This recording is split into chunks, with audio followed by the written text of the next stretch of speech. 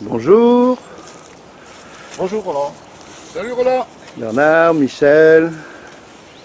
Donc nous revoilà à Albec au mois de novembre.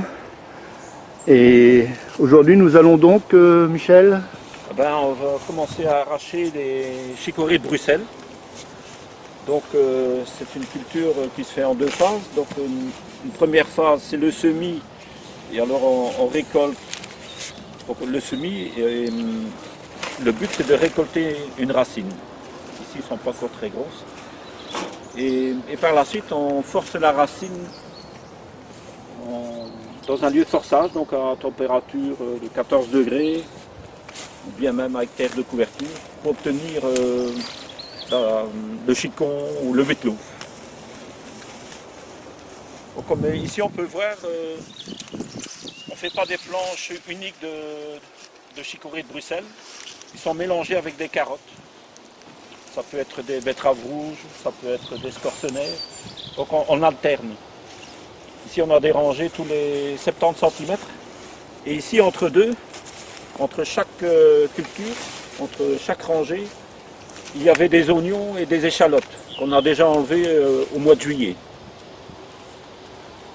Donc c'est une association de cultures. Donc ça permet de gagner du temps et de la place. donc là c'est avec les racines qu'on va pouvoir faire les chicons. Hein. Oui, c'est ça. Donc tout ça c'est expliqué dans un cours que l'on présente chaque année au local. À Moucron, tu veux dire, hein, C'est en ça, oui. conférence, oui. Et alors, en fait, au mois de novembre, c'est l'idéal pour le faire parce que il y a déjà eu une petite gelée aux alentours de la Toussaint. Exceptionnellement, cette année, ça n'a pas encore eu lieu. C'est parce que cette plante a besoin d'un arrêt de végétation pour ensuite repousser. Mais le fait d'arracher la plante, ça fait aussi un arrêt de végétation. Belle aussi. Ben voilà, on va donner un petit coup de main à Bernard. Il n'y a pas trop de dégâts au niveau des mulots, des... Ben oui, Ça c'est peut un arriver. peu le problème. Lorsqu'on est un peu à la campagne, les mulots viennent se servir aussi parce qu'ils adorent ça.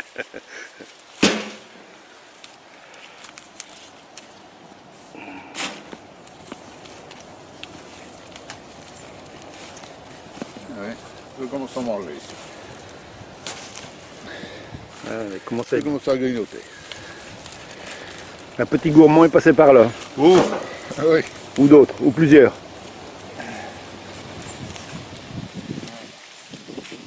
Donc ici on a des plus grands et des plus petits.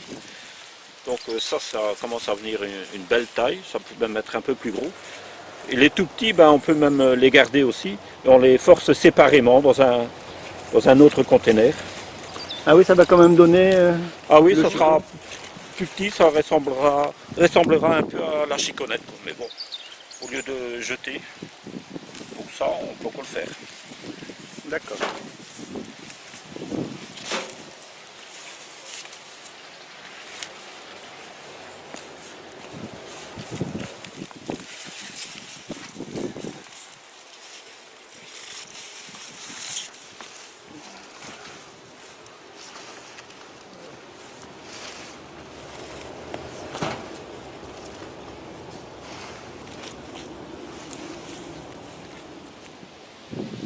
Bon, deux petites brouettes de chicons. Chicorées de Bruxelles. Qui viennent d'être ramassées.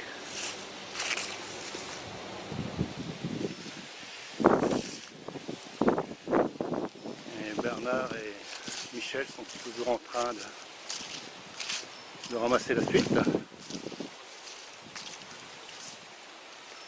ce magnifique jardin potager, fruitier.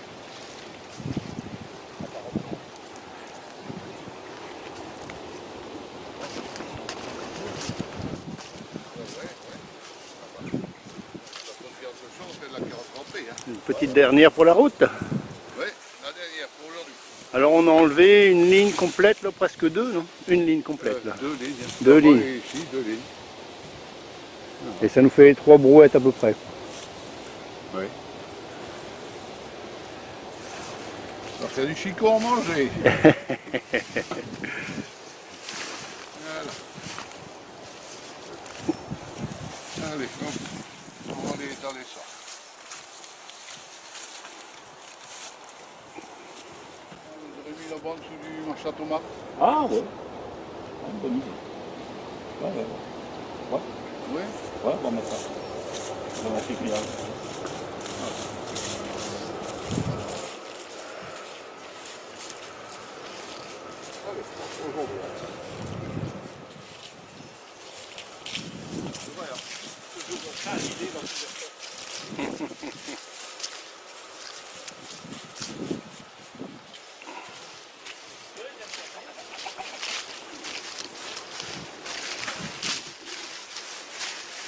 À table pour l'épaule. On va les mettre ici donc. Bon, sec, ils font bien. Voilà, merci. Voilà.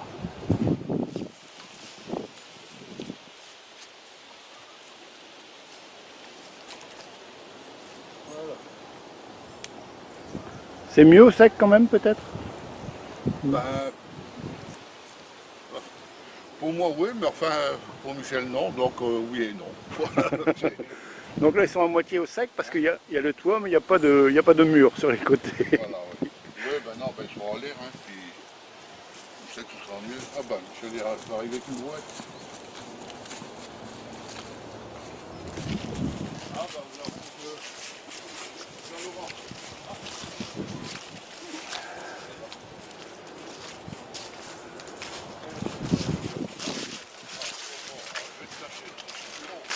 C'est pas une course, hein. C'est pas une course à la brouette.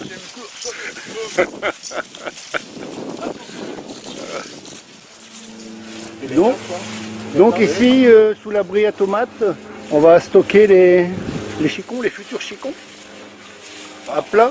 On stocke les racines en fait. Parce qu'il faut une période de repos. C'est-à-dire? Il faut un arrêt de végétation. Donc avant de couper le feuillage. Avant de couper le feuillage. Oui, donc on laisse un peu faner la racine avec les feuilles. Comme ça fait un arrêt de végétation. Et ce n'est que seulement après que l'on peut procéder à l'habillage et au forçage de la racine. Donc l'idéal c'est qu'il y ait une petite gelée d'abord, parce que ça fait un arrêt de végétation naturel par le froid. Mais ici on n'a pas connu de gelée, exceptionnellement. Mais le fait de d'arracher les racines, c'est un peu pareil. Donc voilà, Bonjour Bernard. Salut Roland. Ça va aujourd'hui? Ça va, hein, on va faire les chicons. Ah! Donc c'est ce qu'on avait laissé sur le sol protégé la dernière fois, il y a 8-10 jours à peu près. Oui, une dizaine de jours. Hein, puis maintenant, bon, ça va. Regarde, on va les habiller. Ben, ça, c'est pour emporter chacun chez soi. Hein. Ah. Hein, voilà. Donc on coupe Enfin, on habille grosso modo comme ça. Hein. Le plus gros des feuilles, c'est pour transporter. Et après, il faudra vraiment les nettoyer. Hein. Hein, bien les préparer. Enfin bon, on va faire une paire de cajots comme ça. Très bien. Voilà. Allez, pour les poules. Rien n'est perdu. Bon. Continue. Plus vite. Continuons sur les chicons donc. Bernard a déjà pris un peu d'avance. Donc il y a 8-10 jours on avait déposé, protégé sous l'abri à tomates là, les chicons, les carottes de chicons. Et là... voilà, donc ici sont les chicons qui sont déjà en repos végétatif depuis une dizaine de jours. Donc on voit bien que les feuilles commencent vraiment à tomber, quoi, donc, à se faner. Donc ça veut dire que, voilà, que la végétation est cassée. Donc c'est ça qu'on recherche en fait. Il faut vraiment qu'il y ait un arrêt de végétation. Donc ici, on les a mis un peu à l'abri de la pluie, parce que lorsqu'il pleut vraiment sur le collet, tout ça, bon, on risque d'avoir de la pourriture en plus au niveau du collet, c'est toujours un problème pour, lors du forçage. Donc ici, ils sont à l'abri, mais à l'air. Donc si jamais il avait gelé et tout ça, ben, on peut mettre une bâche dessus. Comme ça, ben, ils sont protégés. Ici, hein, il y a un peu de tous les calibres. Et c'est pas grave, lorsqu'on les forcera, les plus petits, on peut les mettre dans des containers séparés.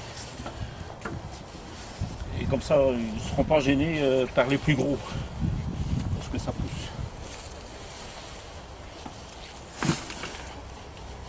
Donc ici, c'est une variété, la variété Zoom. Donc c'est une variété qui est destinée au forçage sans terre de couverture, mais il peut aussi être utilisé avec terre de couverture. Donc, la différence, c'est que avec terre de couverture, c'est un forçage à froid, donc à la température du sol, tandis que sans terre de couverture, c'est à l'intérieur, donc ça peut être dans une cave, 10 degrés, 14 degrés, dans une remise ou d'une pièce non chauffée. Et voilà, on peut aller jusqu'à 14 degrés, ça c'est l'idéal. Un peu plus, c'est pas recommandé. Et le chicon poussera plus vite. Et voilà, la différence est là. C'est-à-dire sans terre de couverture, ça va rester dehors. C'est-à-dire qu'on ne couvre pas le collet de terre. Donc on met la racine dans un substrat et en fait le collet dépasse du substrat. Tandis qu'avec un forçage traditionnel, on plante la racine dans le sol et alors on le recouvre de terre. Donc la température est beaucoup moins grande, donc il pousse plus lentement. Mais souvent, on a des chicons un peu plus serrés. D'accord.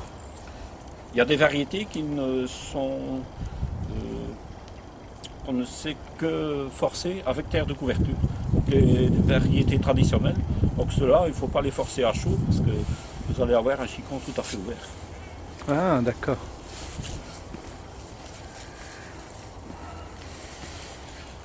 Alors voilà, on va aller se mettre à l'abri pour découper tout ça. Donc en fait on va les habiller, on appelle ça l'habillage des racines. Mais en fait c'est plutôt un déshabillage puisqu'on coupe les feuilles et le bout des racines. Donc, enfin on apprête les racines pour le forçage. D'accord. On est à l'abri donc ici, hein? Ah oui, hein, il faut... Donc c'est notre atelier. Donc ici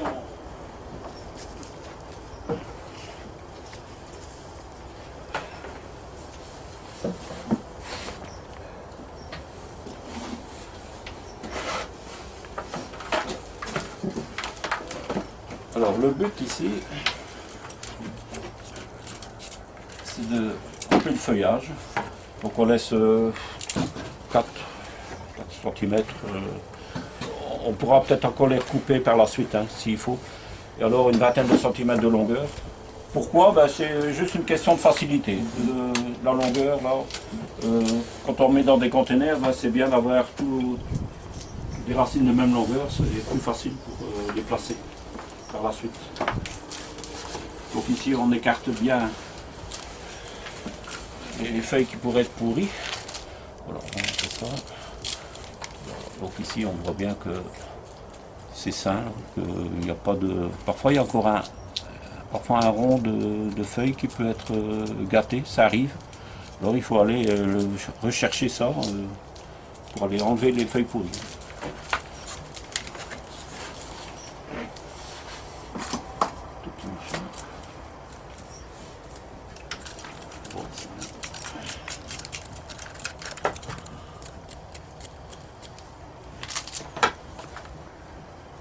Et on appelle ça des racines ou des carottes? Parce que j'ai entendu le terme carotte. Ouais, ça ressemble à une carotte, donc ouais, des carottes de chicon, Ouais, on peut dire des aussi. racines, ouais. Ouais. Alors ici, voilà, il faut bien enlever ce qui est pourri. Comme ça. On voit déjà que le chicon a pris un peu Il s'est en fait redressé. Donc il a été couché, assis, pendant 10 jours. Vous voyez, le germe commence déjà à Remonter. remonter. Donc il Ouais. recherche la verticalité. Bon, c'est pas grave, hein, ça. Ça va pousser. Voilà. Alors nous voilà ici dans le poulailler. Les chicons ont été coupés, préparés. Et donc on va... La verdure, c'est pas perdu, donc ça peut servir pour le petit élevage, pour les lapins ou pour les poules. Donc on met tout là, tout ça, et ils vont faire le petit. Allez les cotes-cotes. Voilà, c'est parti. Ah ouais, dis donc. Voilà, s'il y a des petites limaces, hein. Ah ouais, ils vont se régaler là. Rien ne se perd. Allez, bon appétit les cocottes. Alors et toi là. Allez, va manger.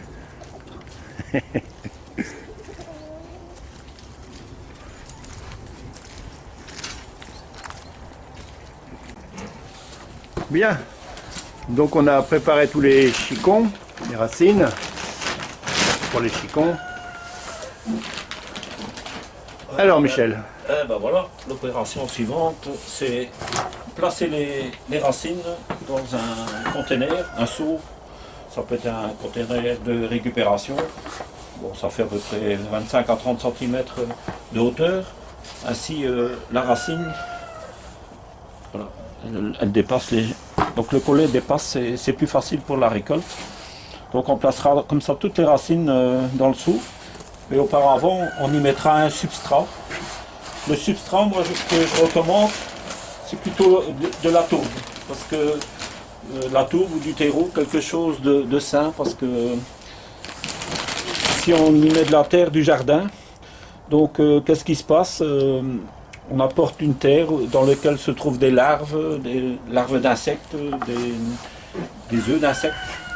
Et on apporte cette terre froide dans une pièce chaude et toutes ces larves vont peut-être éclore et ainsi on risque d'avoir des petites mouchettes dans le conteneur et dans le local. Donc à cause de la chaleur, ces larves se remettent à vivre, ils croient que c'est le printemps. Donc voilà, donc moi j'estime que un milieu sain, donc si on utilise de la tourbe, qui est quand même un substrat acide en plus. pas de terreau du tout donc. On peut mettre du terreau aussi si on n'a pas de tourbe, mais je trouve que la tourbe, en plus c'est acide, et alors ça permet, c'est plus sain encore que... Mais quoique le terreau, ça fonctionne très bien aussi. Alors moi j'utilise rien que la tourbe qui aura un second usage, c'est-à-dire que après le forçage, on récupère cette tourbe et on le met au pied des hortensias, des azalées, tout ce qui a besoin un milieu acide. Donc c'est un deuxième usage, donc c'est tout à fait dans notre conception, c'est d'utiliser les choses plus qu'une fois, donc la récupération. Et la tourbe, c'est pas du tout conseillé comme engrais au jardin parce que ça n'apporte vraiment rien du tout, ni même alléger le terrain. Tout ça, c'est de l'argent perdu. Il vaut mieux améliorer son terrain avec du compost et du fumier. C'est beaucoup mieux que d'y ajouter quelque chose qui n'est même pas vivant, quoi.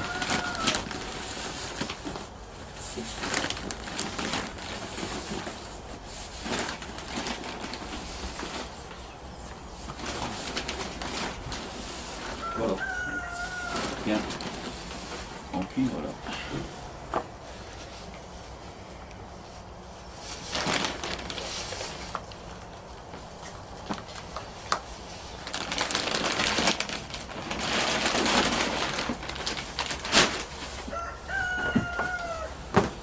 Donc ici on apportera toutes les racines qu'on vient de nettoyer.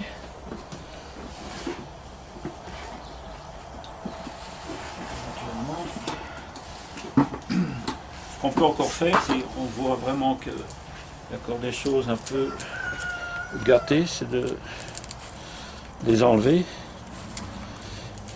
Alors on peut aussi les couper en pointe si on veut, comme ça, faire une petite pyramide.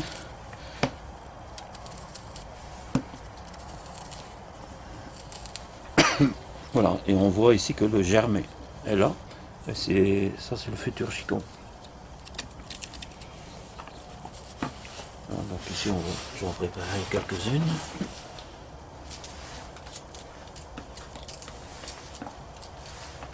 Les laisser comme telle quelle aussi, hein. On peut les mettre comme ça aussi, du moins qu'il n'y a plus aucune trace de pourriture. Mais bon, de toute façon, toutes ces amorces de petites feuilles, là, tout ça, ça va sécher, hein, lors de la repousse. Parfois le collet, il y a des feuilles déjà un peu décomposées. Hein. On va mettre ça comme ça. Tu fais ça comme un pro, hein, Michel, c'est incroyable. Hein. Quelques années d'expérience. Bon. Il faut vraiment... parfois des collets qui sont quand même plus atteints que d'autres. Hein. Alors ensuite, je vais oublier donc on les enduit d'algues marines. Je crois que j'ai oublié on peut les mettre comme ça.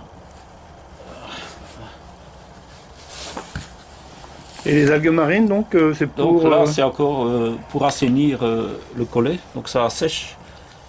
C'est un peu du calcaire, donc ça permet d'avoir un milieu bien sain.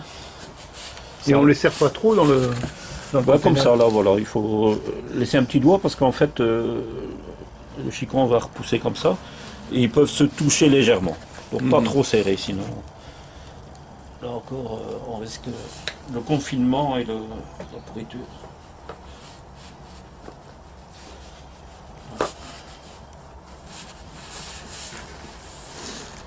On continue ainsi de suite.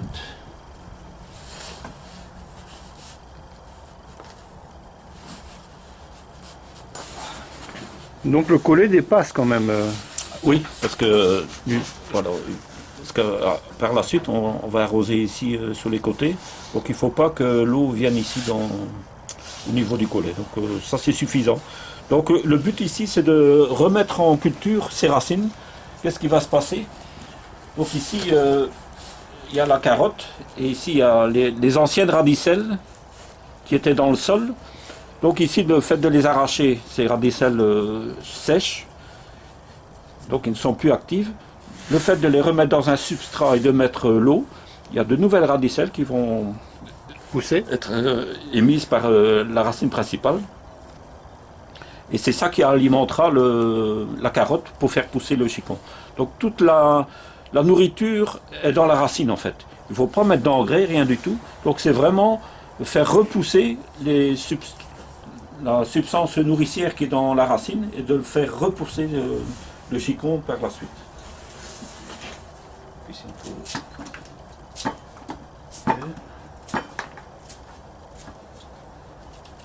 je les coupe beaucoup en points comme ça. J'ai encore un meilleur résultat. On fait ça.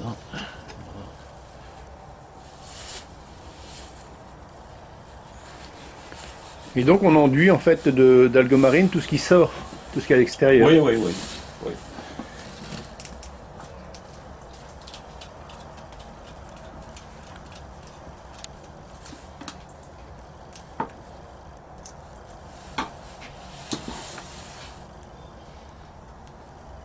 Parfois il reste même plus grand chose, mais tant que le germe reste intact, c'est bon. Donc ici, c'est un peu plus dur. Et on peut faire un léger avant-trou.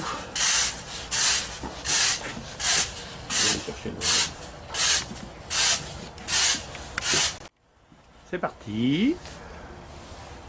Et voilà, on peut s'aider aussi d'un transplantoir comme ça pour faire un avant-trou. Parce que quand les racines sont un peu petites, ils sont moins Un outil maison. Rigide. Ah oui, oui, oui, oui, tout à fait. C'est moins rigide, alors elles peuvent casser comme ça, ben, un petit avant-trou. Et Ah ouais, en enfonçant, c'est... Ouais. voilà. Sinon, on risque de les casser, quoi. Mhm. Ouais, j'ai dû être rafistolé un peu. Hein. Et on en met combien donc dans un seau? Oh, je dirais de 20, 25. Hein. 25. Ça dépend un peu le calibre. Les racines. Bon, ici, on met même des un peu plus petites aussi, mais ça permet de combler Les trous. les trous. Plus grosses. Toujours bien enduire de farine marine.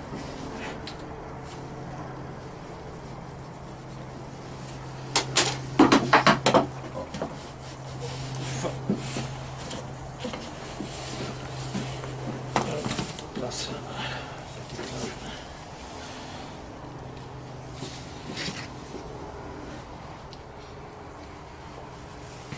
Et ben voilà, le conteneur est rempli. On peut encore saupoudrer d'un peu d'algue marine. Voilà, comme ça.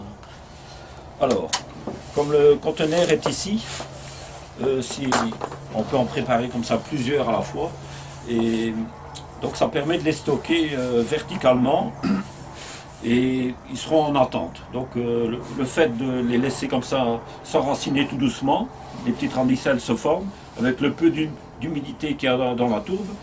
Donc la racine se prépare au forçage.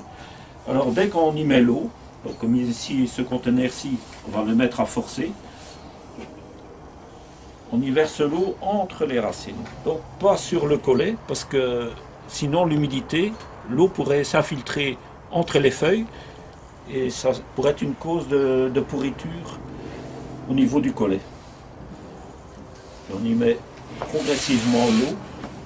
Donc il faut que la tourbe absorbe un peu à la fois l'eau.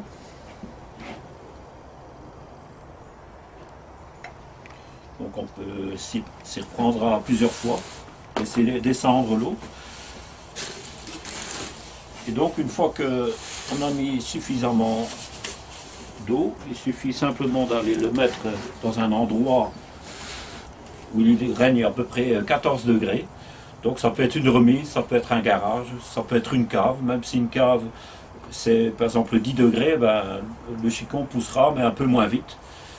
Et donc c'est le lieu de forçage et on recouvre simplement d'un plastique comme ça, libre, au-dessus, Dans le noir. pour garder l'obscurité, voilà, simplement comme ça. Donc laissez bien libre pour que l'air puisse circuler sur les côtés et par en dessous. Voilà. Et au bout de donc combien de temps? Donc il faut compter entre 2 à 3, parfois 4 semaines. Souvent 3 semaines c'est suffisant. Si par exemple le conteneur a été en attente et que les radicelles se sont déjà formés, ça ira plus vite. Sur 15 jours, on a déjà la repousse et on peut commencer à récolter le chicon. Ça dépend donc aussi de la température? Évidemment, si on a 14 degrés, ça c'est la température idéale. Donc là, on va compter 2 à 3 semaines. Si c'est plus, ça poussera plus vite, mais ce n'est pas un avantage parce que le chicon sera moins serré et il sera un peu plus ouvert. Donc il poussera plus, donc le chicon sera un peu moins ferme. Et si c'est moins, donc si c'est 10 degrés ou même moins, bon, ça poussera plus lentement, mais le chicon sera bien serré. Il faudra patienter un peu plus, simplement. Bon, il n'y a plus qu'à attendre. Voilà. Magnifique, Faire la suite. magnifique. Merci Michel. Donc on verra l'évolution de ce que ça repoussera. On va vous montrer ça. À bientôt donc. Oui, À suivre. bien sûr.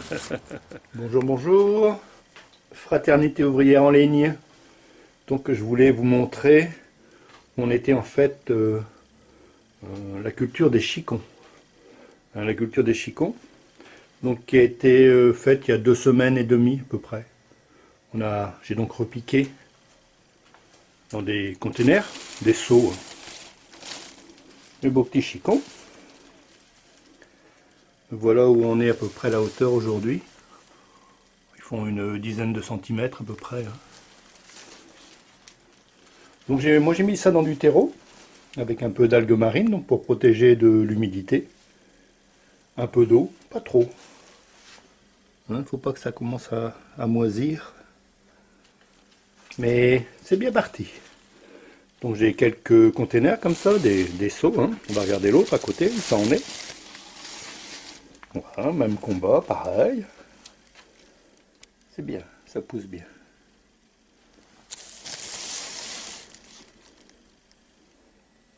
Donc là, ils ont 2 semaines et demie. On va encore attendre avant de les manger. Hein. C'est un peu juste. Voilà, je recouvre.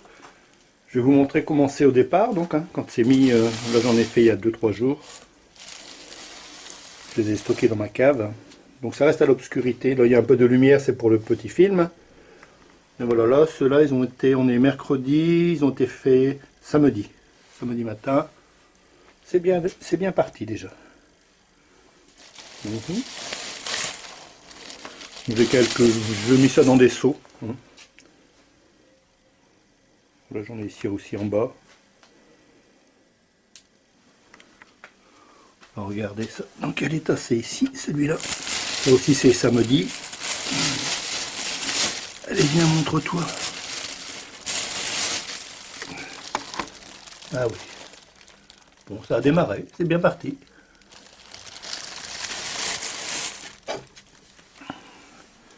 Je pense que pour cela, il faut encore attendre une huitaine peut-être. Hein. On serait à 3 semaines et demie. Oui, 3 semaines et demie. Oui. Pour pouvoir les déguster. À bientôt, les chicons. Il y a aussi là quelques pommes qui reposent en attendant d'être grignotées. J'ai ici aussi quelques fruits. Les kiwis des fraternités ouvrières à Moucron. Ils attendent d'être dégustés, mûrir un peu. Là, ils ont été cueillis à 8 jours, une huitaine de jours. On a des kakis aussi. Spécial quand même le goût du kaki, mais pas mauvais. Hein. Avec un peu de poire encore à côté qui me reste. Voilà. Bon, à bientôt les amis.